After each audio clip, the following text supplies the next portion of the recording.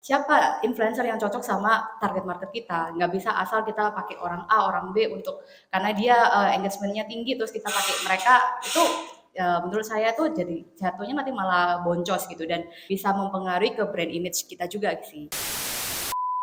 Apa strategi pemasaran yang paling efektif untuk produk Anda di marketplace? Oke, kalau untuk strategi pemasaran ya, nah Gus sama Bellagio sama Rotelli ini kan bidangnya di fashion ya, kategorinya di fashion. Nah kalau kita ngomong strategi marketing sebenarnya untuk fashion tuh banyak banget. Tapi kalau tadi lingkupnya untuk marketplace, ya kita perkecil lagi, biasanya kita pakai pasti ya fitur-fitur yang ada di marketplace itu apa aja gitu.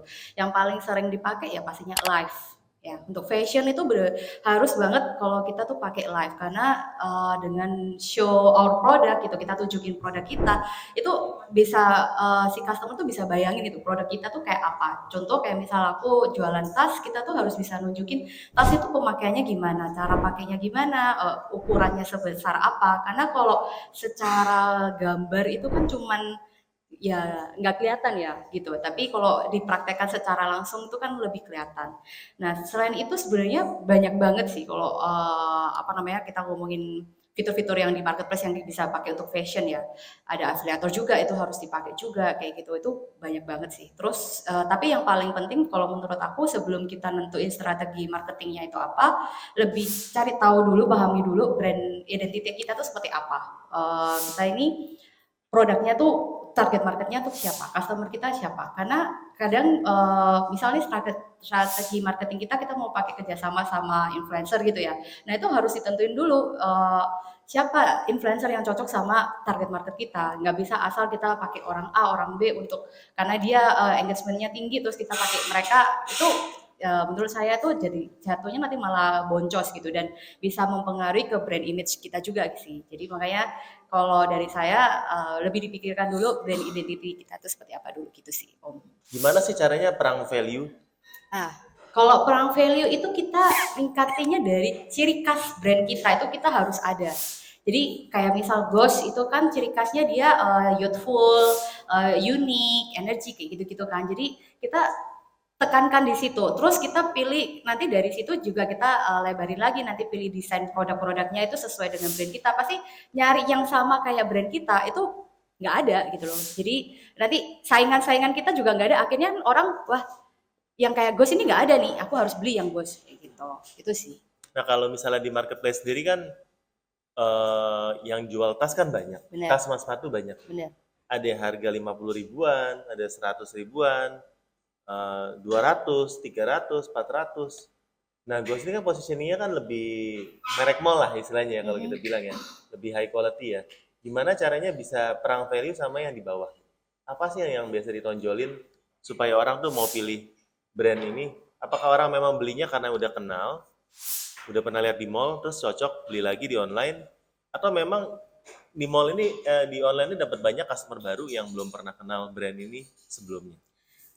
Dua-duanya sih. Jadi kalau misal kita ngomong orang yang sebelumnya taunya di offline, akhirnya pergi ke online ya mungkin karena biasanya di online banyak promo ya, jadi perginya ke online. Tapi uh, jadi kita tuh memang awalnya itu ya pasti dari offline dulu. Kita offline, kita apa namanya kita buka di toko-toko di beberapa kota besar. Terus setelah itu akhirnya kita mulai masuk ke online. Nah, di online itu memang kita menggapai lebih besar lagi. Yang di kota-kota kan cuma bisa nyampainya ya di kota itu kan biasanya belinya. Nah, tapi dengan online tuh kita bisa mengraup semua dari semua kalangan gitu sih. Jadi banyak orang-orang baru juga gitu sih di online gitu ya. Kalau misalnya foto untuk fashion, terutama buat tas atau sepatu, lebih baik ada model atau nggak pakai model? Sebenarnya sih standarnya itu sebenarnya kalau dari marketplace itu biasanya standarnya tuh dari kalau yang mall itu mintanya tuh yang backgroundnya putih kayak gitu background putih nggak pakai model. Tapi sebenarnya kita kalau misal di sosial media itu pakai yang model itu malah lebih naik engagementnya sih kayak gitu. Jadi memang saran saya sih kalau memang nggak ada apa namanya nggak menubruk ketentuan dari marketplace-nya, mending pakai model itu lebih jauh lebih baik karena itu bisa membantu lagi untuk orang bisa visual barang kita seperti apa kayak gitu sih. Nah, ini Dan mungkin tips buat teman-teman ya. Ini selagi ingat, kata-kata di deskripsi itu masih masuk ke dalam SEO-nya Shopee loh. Jadi misalnya nih kita jualan produk ya, tapi di judul kita nggak tulis, tapi di deskripsi ada. Itu nanti kalau dicari orang, walaupun kita nggak ngiklanin, itu masih masuk. Benar. Jadi kata-kata yang kita masukin dalam deskripsi itu tetap masuk ke dalam SEO pencariannya Shopee. Ya, jadi teman-teman wajib deskripsinya lengkap. Kata-katanya mungkin nggak ada di judul yang teman-teman rasa cukup penting, tapi mungkin agak nge-spam. Ya, takutnya nge-spam. Masukin aja di deskripsi. Itu masih relate dalam hasil pencarian. Ya, dan kemarin ini memang update yang cukup penting ya, karena ketika nanti AI ini dipakai untuk sebagai hasil search ya, search engine, ya itu pasti akan ada perubahan algoritma juga ya. Yang tadi kita udah terbiasa dari yang manual kayak sekarang ya, tiba-tiba diganti, pasti akan ada banyak banget perubahan. Tapi buat teman-teman yang suka ngiklan harusnya nggak perlu khawatir ya. Yang punya iklan pasti ada posisi khusus ya, bahkan dalam hasil pencarian AI pun saya rasa namanya iklan pasti dikasih prioritas lah ya. Nasabah prioritas teman-teman ya. Seberapa penting ulasan dalam dalam berjualan, dan kalau dapat feedback negatif gimana sih? Ya. Kalau di tempat saya, penilaian itu penting. Penilaian itu batas saya adalah 4,8 dan tidak boleh kurang dari itu. Apabila misal ada komplain atau ada apapun, kita harus tahu bahwa customer itu adalah raja. Gimana-gimana. Walaupun kita salah, walaupun dia yang salah, akankah lebih baik kalau kita tetap melayani mereka dengan kalimat-kalimat yang baik. Itu harus ditekankan ke semua admin yang membalas chat. Karena penilaian bintang jelek itu dimulai dari apa yang kita balas ketika mereka komplain. Pertama kali, kalau misalnya, Kak, barangnya ini kok nggak nyala ya, Kak ya? Jawaban kita, ada video unboxingnya nggak, Kak? Wah, ngamuk dia. Marah nggak? Ngamuk. Itulah yang paling membuat orang itu jelek. Maksudnya memberikan nilai jelek. Akankah lebih baik kalau kalimat ini ditata lebih rapi? Mohon maaf Kak sebelumnya. Mungkin dari kami ada kesalahan atau mungkin dari pengiriman ada sesuatu yang terjadi. Apabila barang ini rusak, silakan mengajukan pengembalian barang. Misal seperti itu. Jadi nggak perlu minta video unboxing? Kalau dari kita tidak. Karena itu sudah pernah terjadi, saya menetapkan sistem harus minta video unboxing baru kita bisa ACC, akhirnya penilaian itu turun. Ya, nama tokonya apa? Teman-teman ada yang mau beli dari sini? Tapi kita juga harus harus tahu ketika barang ini kembali, apakah barang ini memang salah atau tidak. Kalau dari sisi seller ya, kalau kita barang dikembalikan, kita masih punya fitur banding ya teman-teman ya. Kita kalau misalnya update terbaru kemarin barusan ditelepon RM Shopee. Silakan.